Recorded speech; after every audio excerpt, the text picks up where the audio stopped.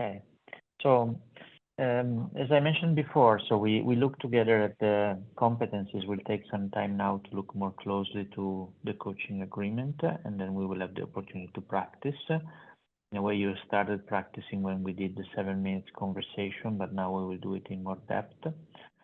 I want to spend a little bit of time discussing the coaching agreement because one of my mentors once said that 80% of coaching is in the coaching agreement. And I have to say that if you build a solid coaching agreement, oftentimes the rest come naturally and effortlessly. But on the other hand, if you don't spend enough time reaching a solid coaching agreement, then you end up having difficulties moving forward. And most of the time I spend in my mentoring is discussing the coaching agreement. So that's why every program I try to be more effective in talking about it. And so before I share a few slides, just one thing that I want to say up front is, so we'll talk about the coaching agreement both briefly in terms of what Felice was referring as session 0, so the one at the beginning of a coaching engagement, but we will dedicate more time, and that's what you will practice will be the agreement within a single session. So each session we take time to agree with our client, with what they want to work on. And the reason why that requires time is if we would ask, which a coach normally doesn't do, so we have 30 minutes together. What do you want to achieve at the end of this 30 minutes is oftentimes a question that most clients cannot answer because most clients come to a coaching session without clarity. As you progress in your coaching engagement, your client might have asked themselves a number of questions based on their experience with you, and they will come with that kind of clarity, but especially at the beginning, that can require even an entire session. The coaching agreement is a process that might require an entire session at the beginning, and oftentimes it does. So just I will share with you, and Felice, you're ready for backup if needed, a few slides. And I will say it one more time. Feel free to interrupt at any point of time. There we go. Good. Okay. Yeah. The first thing that I want to say up front is that in my experience, progressing as a coach, meaning developing 3 levels of trust, and it takes time to develop them. In my experience, one is the trust, the trust that we have on ourselves and our ability to support the client. The other one, which is key, is trusting our client. The client is the expert. The client is the only person that can really decide for their own life, and we trust them in being clear about what they want to achieve, getting clarity on how to do it, and then trusting them in actually walking the path. And trusting the coaching process. And I have to say, many times, even nowadays, I find myself with I have no clue how the client will get from A to B. I have no idea. And I just trust them, and I trust the process, and I trust that coaching somehow will bring them the clarity that they need. And these are the 3 levels of trust that I find myself, even nowadays, having to practice every time and reminding myself and being in touch with them. And one thing that is key to remember, and these are also something I want to say up front because oftentimes there's confusion around it, is what is our responsibility as a coach? What is the client's responsibility? The client is responsible of the content. They are the expert. The less we know about the content, the better coach we normally are. The more we are also expert in the field, the more we can get in the temptation of stepping out of the coaching role and getting into a mentoring teacher role. And even if I have addressed similar situation, being in the mindset of a coach is that I have no clue what it will mean for the client to face what seems to be a similar challenge. I will be curious to discover their own unique way to get to that goal. So the client is responsible of choosing what to focus in the session, the goal for the session, also what should happen in the session, how to get to the goal. And again, us as coach trusting them in knowing what they need to get where they want to be. and also responsible of choosing the actions and choosing the next steps to the goal. That's their responsibility, not ours. And I often find, I say this and I say it with a certain strength because oftentimes I find coaches taking on that responsibility for the client and working in their place. So relax, that's what I often tell, and give that responsibility back to your client. It's not something you need to worry about. What you need to focus on, and that is your responsibility as a coach, is the coaching process. So is there a clear agreement of what the client wants to work on in the session? Is there a clear, measurable goal for the session? So you are like the notary by making sure that is the case, and if not, asking questions until there is the clarity. As a coach, you're responsible of also highlighting, making sure the client is aware of what emerges that is new by asking questions and by letting them take stock at what emerged for them, new insights. It is your responsibility to invite and support the client in choosing next action and next steps, what you just before were looking at when you looked at competency 8. That's your responsibility as a coach. And it implies a number of things. So there's no small responsibility, so no need to take on the one on the content. Okay, so 2 types of agreements, as I said. One is the agreement for an entire coaching program. And as we discussed before, it can be an agreement between the coach and the client. It can involve HR, it can involve a sponsor. And that is, as you mentioned before, the opportunity to get clear about what the client wants to reach throughout the coaching engagement. I find that is especially important because, as Felice mentioned, I often call that session 0. And sometimes it's because maybe it's not clear if the coaching engagement will move forward. I personally, to my private clients, offer a session to just that is free of charge, just to understand if coaching is for them, if I can be the right coach for them, if it's worth for them to invest in coaching.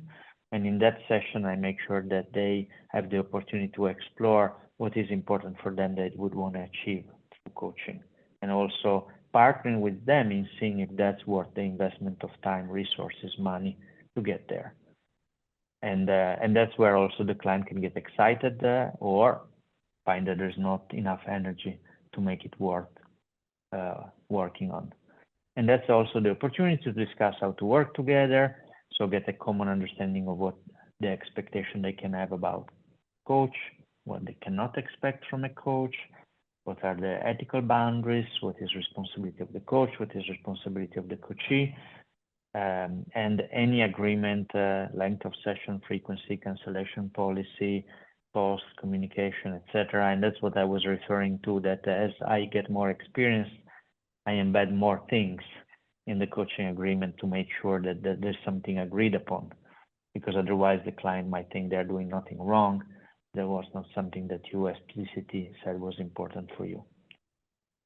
And then there is the second kind of agreement, which is the agreement in each coaching session, and that's what we will mainly focus on. Although I want to stress that coaching agreement for the entire coaching session is very crucial as well. Okay, so to simplify, because as I said before, if I ask the question, Felice, we have 20 minutes. At the end of these 20 minutes, what do you want to have achieved? Might be a premature question. It would imply for Felice to decide first, what do I want to talk about? And about that, what is important for me to reach? And then what can I achieve in 20 minutes that is worth it? So it is too much for most clients. So that's why I included some intermediate steps in this slide. So first of all, we support our client choosing the topic. So what they want to discuss, oftentimes that comes into the form of a problem. I'm very anxious about X. I get nervous every time I meet my manager. I find myself very tired at the end of the day. I have no personal space. I don't have time to exercise. I don't know, I'm dissatisfied with my work. I have no clarity about, I'm not excited about what I'm doing. So oftentimes, not always, it is informed more of what is the problem And that's where the first thing we can support our client is getting clear regarding that topic, what is the external goal that would be worth for them to achieve. Why do I label it external? I label it as external because it's not something that can be achieved in the session. I want to be running every morning for 1 hour. It's not something that at the end of the session they can achieve. I want to be calm and serene when I speak in public in front of 100 people. It's not something that can happen at the end of the session.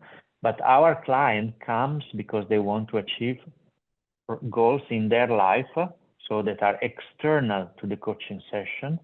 And one key part of coaching is supporting them in getting clear what that external goal is.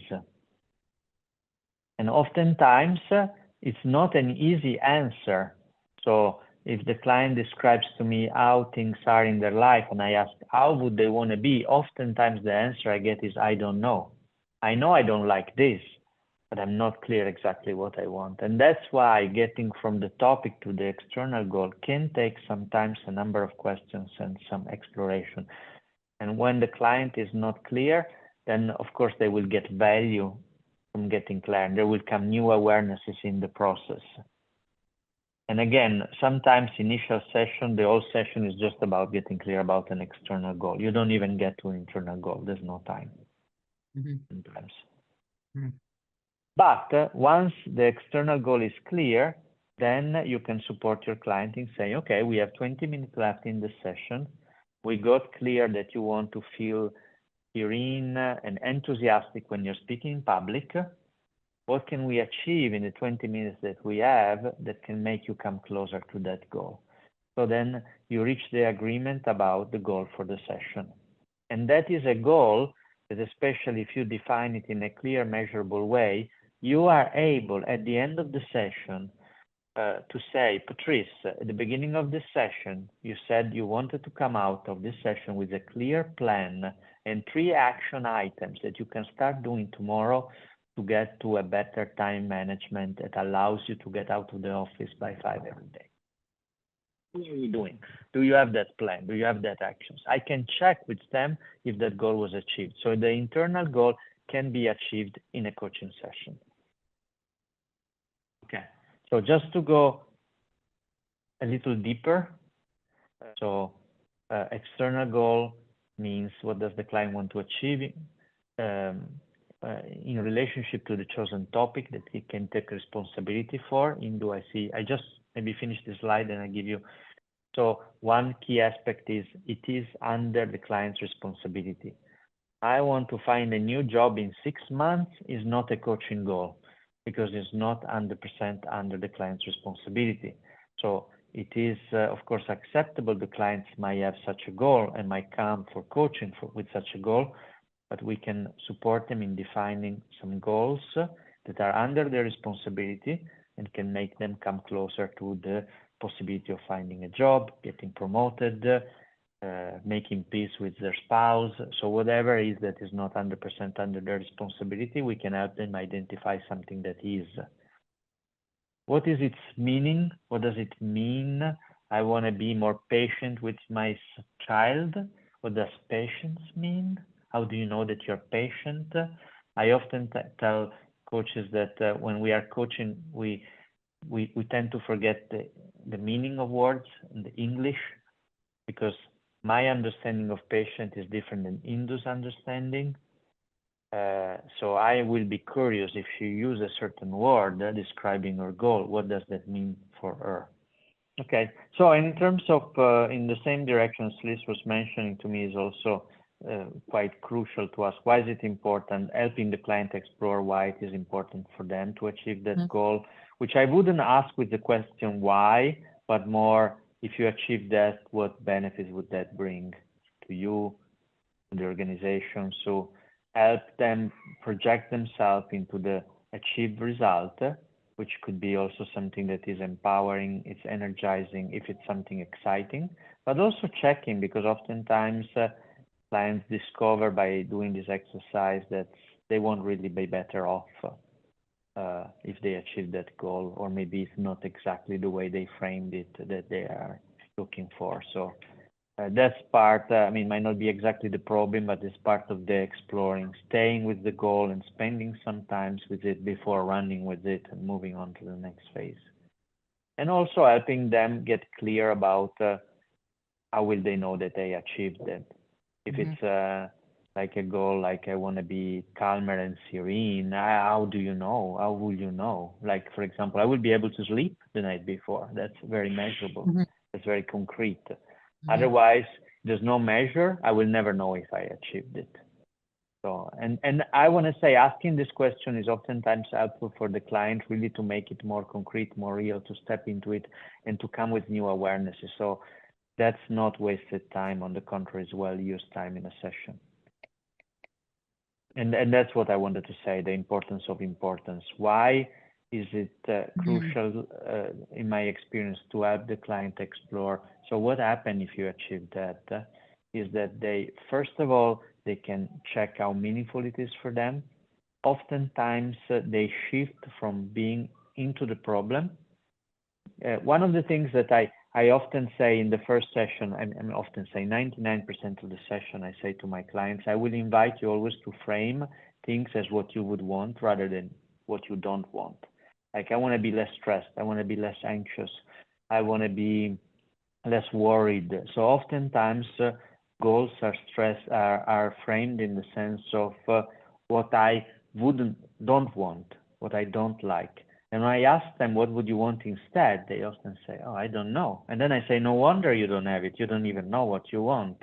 Right? So once they are able at least to frame, the shift might be already happening because they are already in the result, into the space of what they want, at least with their mind. And that can be quite powerful. And if it's something exciting, they step into a space of energy and motivation. And from that space, it's much easier to get new ideas, new insights, new action steps than from the position they often come in a session, which is dwelling into the problem, into the anxiety, into the being upset, into the being angry. So that's why spending time focusing on what are the benefits of achieving that? How would that look like? Let's imagine you achieved that. How would your life have changed? What new behaviors will you have? These are all excellent questions to help the client step into new ground. And finally, when that's defined, so I have a clear external goal, the client is excited, we have a very specific, we know what it means, then we can help them, support them in defining the goal for the session. That is, again, under their responsibility, that can be achieved at the end of the session, and that can be measurable, so we can check at the end of the session that it was achieved. And finally, because oftentimes I also find coaches that once there is agreement, they start guiding the session, like saying, Andrea, so can you tell me of a time where something like this happened before? So I choose the direction rather than support my client in choosing it. I often make the example of the taxi driver that doesn't only ask for the destination, but also ask you, and in Philadelphia, I had such taxi drivers ask you, which way do you want me to go? Okay, so we don't take that responsibility. We can propose something, but I never propose anything until I gave my client the opportunity to choose. Then if I have an insight, I want to propose an experiment, I can offer that, but I tend not to do it until my client had the space to decide what they need to address in the session to get to the goal that they declare they want to achieve. And again, I trust them. They are the expert. I trust them in finding the path to their goal. All of this is what is part of the coaching agreement. It's a lot. That's why, especially at the beginning, it requires time. So it's not something that can be done in 2 minutes. And the one thing that I want to stress one more time, I had many coaches, they believe the session starts after the coaching agreement. Well, I believe that a good coaching agreement probably produces 90% of the awareness. And the rest, you just have to collect the fruits of the good work you have done, because already the client shifted. You have seen my session with Claire, right? It was 7 minutes. After 3 minutes, we were done, basically, in that case. But But that's the other extreme, because she already gained some new awareness while we were still contracting. But with that new awareness, she was already a way to walk away from the session. She already had enough to integrate. That's why take your time. So last thing, don't forget, the hero of the session is the client. That's why I personally prefer, rather than question, how can I help you, where the hero is the coach helping the client, coming to the rescue. What do you want to achieve in this time? What do you want to achieve with our coaching? You are the hero. I am supporting you. I'm partnering with you, but you are the one achieving the success. You are the one getting to the results. I'm not bringing you to the result. This is just a Word document that I created, and please, you don't have to ask the questions that are here. You don't have to follow it. It's just that sometimes when we are practicing something different, it might help to have some examples of questions, so you don't have to ask all these questions. But this is like the opportunity to use this, first of all, to take notes. Like my client wants to talk about how nervous they are when speaking in public. So here you find potential questions that you can ask your client as you navigate from topic to internal goal and how to get there. You don't have to ask them all, but it's just something that you can use to see and navigate your client from the topic to an internal goal for the session. And at the end of the document, once Felice will share, there's also a few practical things that can happen in the session and potential way of addressing them. For example, I want to be less anxious when interacting with my manager. The coach can ask, what do you want to, what would you like to be instead of anxious? So I help them go from the negative, what they don't want, to what they want. Or I want to be more patient, more present. What does patient mean? So these are some examples of questions that you can ask to support your client. And finally, in this document that Felice will share in a moment, you will find also what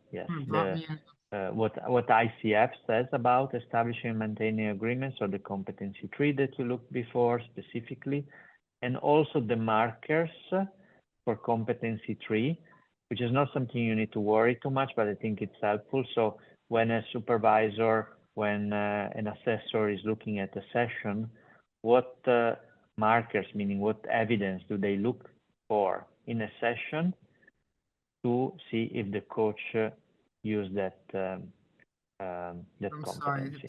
I'm going to resume the recording here. So if you have questions about any of this, anything, email Marco, email me, email my admin, and she'll forward it. Email Denise, and whoever you want to email us or text us or whatever, and we'll get back to you. I'm happy to talk to you as well. And then we're going to get together in the end of August. I don't have the date in front of me, but we're going to get together in the end of August. We'll have a little more time there to work together as a group, and then you're going to go in and do real practice sessions with the observer coach. So it's exciting. So I hope you got something out of today. And I'm just going to go around. We have to end with something. So I'm going to one word that describes your experience today. What you're walking away with, just one word. I'm going to start with Megan. One word. Fun. All right. Pick somebody. I'll pick Alana. Okay. Energized. Okay. Alana, pick somebody. Patrice. Alana took my word. That's good. Good. Patrice, pick somebody. I pick Ashmita. Okay. Motivated. Great. Something. Okay, good. Ashmita, pick somebody. Indu. I would say clarity. Clarity. I'll pick Michael. Okay, Michael. I would say complex. Okay. Pick Um, who's left? Andrea? Andrea and Antoinette, I think. Yeah. Indu picked my word, clarity also. Okay. And Antoinette? Enlightening. All right. I think we got everybody. Did we miss somebody? Nope. Okay. Denise, do you have something to say? You want to add a word? Mine is exciting. Just really Okay, excited to good. be with you all. Great, great. And we'll see you all next in August, at the end of August. If you're on going on vacation, have a great time. Hmm. You All right, deserve thank it. you. Bye, everyone. All right, bye. Bye.